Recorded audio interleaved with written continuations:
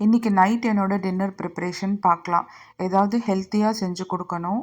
அதனால வெண்டைக்காய் யூஸ் பண்ணி இன்றைக்கி செஞ்சிடலாம். வெண்டைக்காய் வச்சு பார்த்திங்கன்னா திக்கான கிரேவி செஞ்சோம்னா நல்லாயிருக்கும். அதே சமயத்தில் இந்த கடலை மாவு போட்டு குர்குரே மாதிரி செஞ்சாலும் நல்லாயிருக்கும். பசங்க சாப்பிட்றதுக்கு நம்ம புளிக்குழம்பு அந்த மாதிரி செஞ்சால் கூட ரொம்ப சூப்பராக இருக்கும் வெண்டைக்காயில்.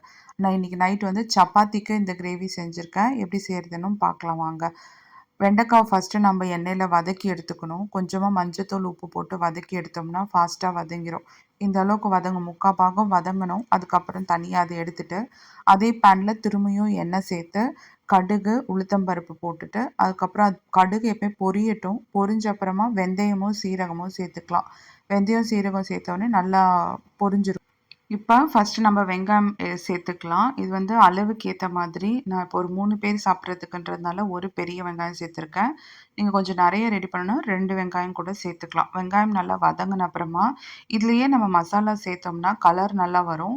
ஸோ இதுலேயே நான் எண்ணெயிலே கொஞ்சம் ஒரு மஞ்சத்தூள் 1/4 ஸ்பூன், மிளகாத்தூள் நல்லா ஒரு ஸ்பூன் சேர்க்கலாம். 1லேருந்து 1 1/2 ஸ்பூன், தனியாத்தூள் அதே அளவுக்கு தனியாத்தூள், அப்புறமா கரம் மசாலா தூள் 1 ஸ்பூன் ஃபுல்லாக சேர்க்கலாம். சேர்த்துட்டு இதில் ஒரே நிமிஷம் தான் ஜஸ்ட் வதக்கிட்டு அப்புறம் இஞ்சி பூண்டு பேஸ்ட்டு 1 ஸ்பூன் சேர்த்துக்கணும். இதுவுமே நான் லோ ஃப்ளேமில் வச்சு தான் செஞ்சிட்ருக்கேன். அப்போ தான் அது கருகாது. இதுவும் ஜஸ்ட்டு 1 நிமிஷம் மட்டும் வதக்குனா அந்த வாசனை நல்லா வந்துருச்சு. வாசனை வந்த அப்புறம் தக்காளி சேர்த்துடலாம். தக்காளி நீங்கள் எவ்வளோ பெருசாக கட் பண்ணி சேர்த்தாலும் நல்லா மேஷ் ஆயிரணும். தக்காளி மேஷ் ஆவறதுல தான் அந்த டேஸ்ட்டே வரும். நீங்கள் அதை ஒன்றும் பாதியமாக போட்டிங்கன்னா சாப்பிட நல்லா இருக்காது. அதனால இது நல்லா வதங்கட்டும். இன்றைக்கி பேனாசோனிக் மிக்சர் வாங்கியிருந்தேங்க. எப்படி இருக்குன்னு இதுக்கு மேலே தான் ட்ரை பண்ணணும். ஏன்னா இங்கே ப்ரீத்தியே கிடைக்கல. வேறு எந்த மிக்ஸியும் இங்கே அவ்வளோவா கிடைக்கலன்றதுனால இது மட்டும் தான் பேனாசோனிக் ஓகேன்னு வாங்கிட்டேன். தக்காளி நல்லா வதங்கிருச்சு. மசிச்சு வதக்கி விட்டுட்டு அப்புறம் நம்ம வெண்டைக்காய் சேர்த்துக்கலாம். இதே ரெசிபி வெண்டைக்காய் பதில் இதே போல் கத்திரிக்காய் வச்சும் செய்யலாம். ரொம்ப நல்லாயிருக்கும். எனக்கு கத்திரிக்காய் பர்சனலாக ரொம்ப பிடிக்கும் இந்த மாதிரி செய்யறது.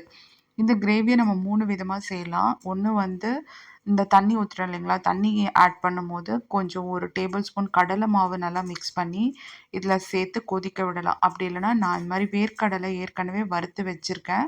அந்த வேர்க்கடலை நான் இதில் சேர்க்க போகிறேன். வறுத்து பொடி பண்ணி வச்சுருக்கேன். இந்த மாதிரி ஸ்டாக் பண்ணேன்னா டக்குன்னு ஏதாவது கிரேவி வேணும், சட்னி வேணும்னா நம்ம சீக்கிரமாக செஞ்சிடலாம். அதை தான் நான் இதில் சேர்த்துருக்கேன். எந்த கிரேவி செஞ்சாலும் ஒரு நல்ல கைப்பிடி அளவுக்கு கொத்தமல்லி சேர்த்துருங்க. ஏன்னா கொத்தமல்லியெல்லாம் அவ்வளோ ஹெல்த், கீரைக்கு ஈக்குவலண்ட்டான ஹெல்த் இருக்குது. பட் நம்ம கீரை இதெல்லாம் சாப்பிட்றோமான்னு தெரியல. அதனால இந்த மாதிரி விஷயங்கள்ல நல்லா ஒரு கைப்பிடி அளவுக்கு கொத்தமல்லி சேர்த்துட்டு இன்னும் கொஞ்சம் கிரேவி கன்சிஸ்டன்சிக்கு தண்ணி ஆட் பண்ணி உப்பு காரம் பார்த்துட்டு கொதிக்க வச்சுட்டு இறக்கிடுங்க. இதை சப்பாத்திக்கு சாப்பிட்லாம், தோசை இட்லிக்கும் சாப்பிட்லாம், நல்லாயிருக்கும். நான் இன்றைக்கி 2மே செஞ்சு கொடுத்தேன், சப்பாத்தியும் தோசையும். நல்ல மழை இன்றைக்கி சொஹாரில். வீடியோ பிடிச்சிருந்தா லைக் பண்ணி சப்ஸ்கிரைப்